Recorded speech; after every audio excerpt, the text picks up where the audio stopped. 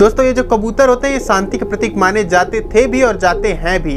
Reason क्या है आप कमेंट सेक्शन में बता सकते हो, लेकिन मैं तो बताता हूँ आपको कि क्यों ये माने जाते हैं। एक्चुअली होता क्या है कि एक तो इनका वाइट कलर हमेशा से शांति का प्रतीक माना जाता है, और दूसरी चीज़ है इस कबूतर का जो है साउंड वॉइस तो आप सुनो समझ में नहीं आता है कि बोल रहे हैं या फिर कुछ खट कोई, मतलब आप थोड़ा 2 सेकंड के लिए सुनो इनकी साउंड।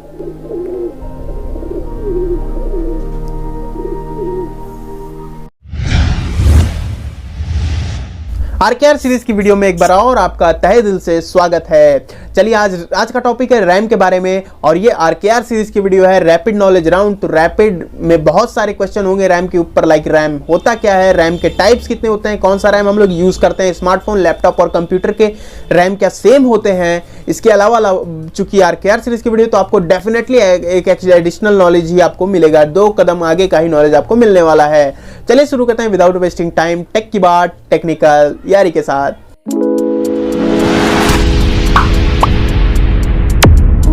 गाइस पहला क्वेश्चन पिकअप करते हैं बिना टाइम वेस्ट किए, और जो हमारा पहला क्वेश्चन आता है कि रैम होता क्या है। रैम को मैं छोटे से शॉर्ट में आपको बता दूं, अगर इसका डेफिनेशन देना चाहूं तो एक ऐसा टेम्परेरी स्टोरेज होता है जहां पर आप जो है डेटा को टेम्परेरीली ही स्टोर कर सकते हो, मेन डेटा से उठा करके उसको टेम्परेरीली स्टोर कर सकते हो। अब इसको टेम्परेरीली मैं इसलिए बोल रहा हूं दोस्तों कि जब तक इसमें पावर की सप्लाई रहती है तभी तक जो है ये आपके डेटा को स्टोर रखता है। जैसे ही पावर सप्लाई बंद होती है आपका डेटा गायब हो जाता है, इसीलिए इसको जो है टेम्परेरी या फिर वोलेटाइल मेमोरी भी कहा जाता है। दोस्तों ये तो हो गई किताबी नॉलेज, किताबी डेफिनेशन, लेकिन आरकेआर सीरीज आपको क्लियर तो कर ही देगी। तो दोस्तों मैं इसके एग्जांपल बताता हूं कि क्या रैम होता है और एक्चुअल में रैम की जरूरत क्या है, वो आपको अभी मैं आपको एक एग्जांपल के साथ समझाता हूं। लाइक आप लाइब्रेरी जाते हो, बुक सेल, जो भी बहुत सारी बुक सेल होती है, वहां पर बहुत सारी बुक्स उसमें भरी पड़ी रहती हैं। तो अब आप समझ लो कि जो भी बुक्स आप बुक सेल हैं वो आपका जो है मेन स्टोरेज हो गया, स्मार्टफोन या लैपटॉप का मेन स्टोरेज हो गया। अब उनमें से जो आप बुक उठाओगे पढ़ने के लिए, उन पर जो है प्रोसेस करने के लिए, उनको पढ़ने के लिए, उसको उठा करके आप किसी न किसी एक पर्टिकुलर स्पेस पर ले जाकर रखोगे जहां पर आप उसे पढ़ सकोगे। लाइक उसको हम बोलते हैं रीडिंग टेबल या रीडिंग एरिया। वहां पर ले जाकर के आप पूरी जितनी भी 4, 10, 12 फाइलें आपने वहां से उठाई हैं, किताबें उठाई हैं, उनको ले जाकर रीडिंग टेबल पर बिखेर दोगे और उसमें से जो है एक एक बुक उठाकर पढ़ोगे।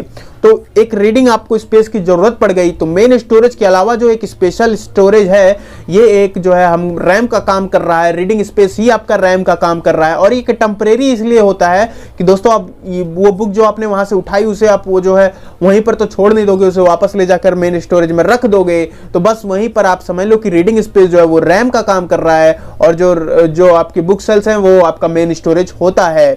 अब लाइक अगर मान लो कि अब आप बुक वहां से निकाल करके वहीं बुक सेल पर भी तो बैठ कर नहीं पढ़ सकते ना, तो उसके लिए इस पर्टिकुलर स्पेस की जरूरत पड़ जाएगी। और उस स्पेस को बनाने के लिए हम तो उस चीज को करने के लिए, उस प्रोसेस को करने के लिए या कहें कि पढ़ने के लिए हमको एक पर्टिकुलर स्पेस की जरूरत पड़ी जो हमारा रैम हो जाएगा। अब आपको समझ में आ गया होगा कि रैम एक्चुअल में होता क्या है और क्यों इसकी जरूरत पड़ती है। अब रैम में ही दूसरा टर्म निकल के आता है डुअल चैनल और सिंगल चैनल का। आपने जरूर सुना होगा डुअल चैनल क्या होता है और सिंगल चैनल क्या होता है, ये आपको पता हो ना हो लेकिन ये आपने सुना जरूर होगा। अभी डुअल चैनल और सिंगल चैनल को मैं बहुत इजीएस्ट एग्जांपल के साथ समझाऊंगा। लाइक आपके फोन में 8 GB का रैम है, 8 GB का रैम है, या मान लेता हूं 16 GB का रैम है। तो 16 GB का रैम है दोस्तों, तो क्या वो एक ही स्ट्रिप में है, मतलब कि एक ही स्ट्रिप में पूरा 16 GB का रैम है, या फिर वो 8 GB 2 भाग में बटा हुआ है, ये डिपेंड करता है। इसी को जब 2 भाग में बटा रहेगा तो उसको डुअल चैनल कहते हैं, और जब सिंगल में पूरा 8 GB एक ही स्ट्रिप में रहता है तो उसको हम जो है कहते हैं सिंगल चैनल। अभी डुअल और सिंगल में अंतर क्या है दोस्तों, अब आप इस तरह समझ सकते हो। लाइक कि अगर 16 GB का आपके पास रैम है तो समझ लो कि 1600 लीटर की एक टंकी है, उसमें एक टोटी लगी हुई है, पूरा पानी निकालना है, कितना टाइम लग जाएगा 1600 लीटर का पानी निकलने में। अब अगर आप करते हो क्या कि उसी 1600 की, मतलब कि अगर आप 8 GB में 2 भाग में बांट लेते हो अपने रैम को, तो टंकी को भी आप 800 लीटर 2 भाग में बांट लो और दोनों में एक एक जो है टोटी लगा दो पानी निकलने के लिए। तो देखोगे कि आप जो है वो जो 1600 लीटर की जो टंकी थी उसमें पानी लेट से निकलता है, बल्कि जब बांट दो 2 भागों में तो फटाक से पानी बाहर निकल हो जाता है, ड्रेन हो जाता है। तो इससे क्या होता है, इससे आपको पता चलता है कि कैसे आपको जो है अगर डुअल चैनल में वो बटा रहता है तो आपको डेटा जल्दी से जल्दी मिल जाता है। पानी जब ड्रेन जल्दी हो जाएगा तो आपको डेटा जल्दी मिल जाएगा। तो कहीं ना कहीं डुअल चैनल जो है एक नेक्स्ट लेवल की थिंग होती है, एक अच्छी चीज होती है, और डेटा स्पीड के मामले में तो पूछना ही नहीं। अब बात कर लेते हैं कि रैम होता कितने टाइप का है। तो रैम एक्चुअली दो टाइप का होता है, एक एस रैम होता है, एक डी रैम होता है। वैसे तो बहुत सारे होते हैं लेकिन दो ही हमको जरूरी है जानना और आपको भी। अभी एस रैम और डी रैम में क्या अंतर होता है, पहले तो एस रैम के बारे में बात करूंगा। स्टैटिक रैंडम एक्सेस मेमोरी इसका पूरा नाम होता है। जैसा कि नाम में ही दिख रहा है स्टैटिक, मतलब कि जो भी डेटा आप स्टोर करोगे इसमें टेम्परेरी, ये तो हालांकि ये तो वॉलेटाइल ही रहेगी, मतलब कि टेम्परेरी स्टोरेज है, लेकिन जो डेटा रहेगा इसमें वो उसको रिफ्रेश करने की जरूरत नहीं पड़ेगी आपको बार बार।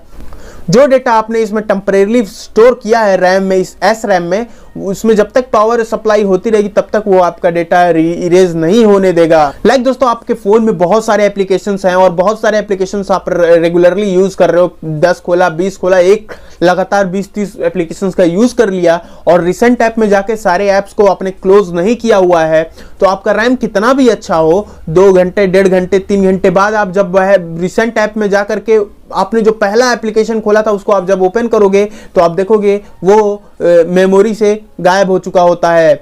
मतलब कि उसमें पावर सप्लाई हो रही थी, फोन तो आपने बंद नहीं किया था, लेकिन फिर भी उसमें जो है पुराना वाला जो आपका डेटा था वो गायब हो चुका है, उड़ चुका है। लेकिन एस रैम में ऐसा नहीं होता है, आप उसको 2 घंटा 4 घंटा 5 घंटा सप्लाई बस उसे मिलनी चाहिए, तब तक जो है आपका डेटा सिक्योर रहेगा, टेम्परेरी रैम में जो है इकट्ठा होता रहेगा जब तक कि आप उसको खुद से ना हटा दो।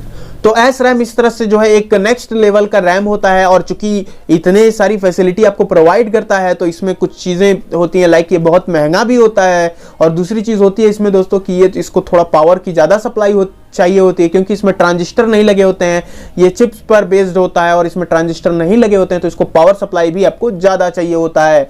तो आपको एस रैम में कुछ इसके प्रॉब्लम भी आपको देखने को मिल जाते हैं। बाकी तो ये भी एक टेम्परेरी ही स्टोरेज होता है। अब बात कर लेते हैं दोस्तों डी रैम के बारे में। तो ये होता है डायनेमिक रैंडम एक्सेस मेमोरी। अब डायनेमिक है तो इसमें क्या होता है कि आप जो भी डेटा रख रहे हो उसको रिफ्रेश करने की जरूरत पड़ती है। लाइक आप 10-20 एप्लीकेशन आपने ओपन करके रखा हुआ है और अगर आपने जो है तुरंत, आपका रैम अच्छा है, अगर बहुत अच्छा आपका रैम ऑप्टिमाइज है, तो आप अपनी एप्लीकेशन को फिर ओपन करके और जो आपने पहला एप्लीकेशन खोला था तुरंत ही, लेट नहीं करना है आपको, तुरंत ही आप उस पर जाकर के क्लिक करो तो वो आपके रैम से डिलीट नहीं हुआ होता है। लेकिन जब आप उसको ओपन कर देते हो तो क्या होता है दोस्तों, तो इससे क्या होता है कि रैम को ये थोड़ा सा आप नॉलेज हो जाता है कि नहीं भाई इसको अभी स्टोर रखना है, क्योंकि आप जो है इसको ओपन कर रहे हो। तो यहां पर आपको जो है बार बार रिफ्रेश की जरूरत पड़ती है, इसीलिए इसको डायनेमिक रैंडम एक्सेस मेमोरी कहा जाता है। बाकी तो ये भी एक वॉलेटाइल या कहें कि टेम्परेरी स्टोरेज होता है। अब ये डी रैम में ही बहुत सारे रैम होते हैं, आपके स्मार्टफोन और लैपटॉप में यूज होते हैं। लाइक स्मार्टफोन की बात करें तो DDR2, DDR3, DDR4, DDR5 और कंप्यूटर में जो होता है PC DDR, PC DDR2, PC DDR3 ऐसे करके यूज होता है। दोस्तों अभी लेके चलूंगा आपको स्मार्टफोन वाले रैम पर, मतलब कि LPDDR पर। और LPDDR का मतलब होता है low power double data synchronization RAM.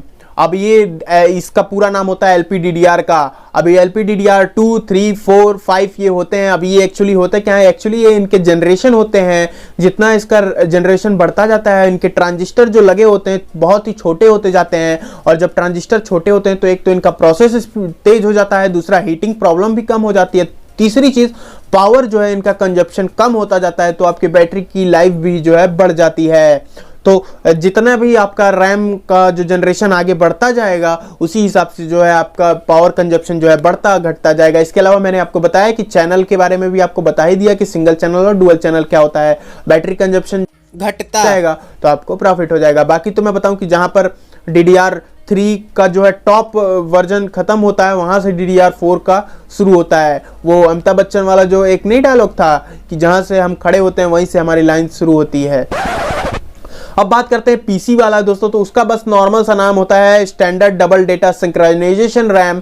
अभी इसमें कोई खास चीज नहीं होती है, बस ये होता है कि इसमें जो है ट्रांजिस्टर बड़े बड़े लगे होते हैं, उनके हार्डवेयर के साथ उनके हार्डवेयर को मैच कराने के लिए उनमें ट्रांजिस्टर बड़े बड़े लगे होते हैं, उनको प्रोसेस भी ज्यादा करना पड़ता है इसीलिए, और इनमें पावर कंजप्शन भी ज्यादा होता है, इसलिए लैपटॉप वगैरह की बैटरी भी आपको कम देखने को मिल जाती है। तो केवल रैम पर ही उनकी बैटरी डिपेंड नहीं होती है, और भी बहुत चीजें बड़ी बड़ी होती हैं, और कुछ खास आपको इन दोनों में डिफरेंस देखने को नहीं मिलता है, क्योंकि लैपटॉप में भी सेम ही काम रैम का होता है। अब बात करें तो डायनेमिक रैंडम एक्सेस मेमोरी भी जो है एक तरह से टेम्परेरी या वॉलेटाइल ही स्टोरेज होता है, जिसमें टेम्परेरी डेटा को स्टोर किया जाता है। अब इसमें जो मैंने बताया कि इसका जो सबसे बड़ा लॉस होता है कि ये जो है आपको इसमें डेटा को रिफ्रेश करना पड़ता है बार बार, और दूसरी चीज ये इसका प्रॉफिट भी एक है कि ये थोड़ा एस रैम से काफी सस्ता भी होता है, क्योंकि भाई एस रैम में एक नेक्स्ट लेवल की चीज भी आपको देखने को मिल जाती है। आई थिंक दोस्तों अभी तक आपको रैम के बारे में तो सारी चीजें क्लियर हो गई होंगी, लेकिन अगर अभी भी नहीं क्लियर है तो कमेंट सेक्शन में आप बता सकते हो। एक और वीडियो बन जाएगी ऑलवेज फॉर यू।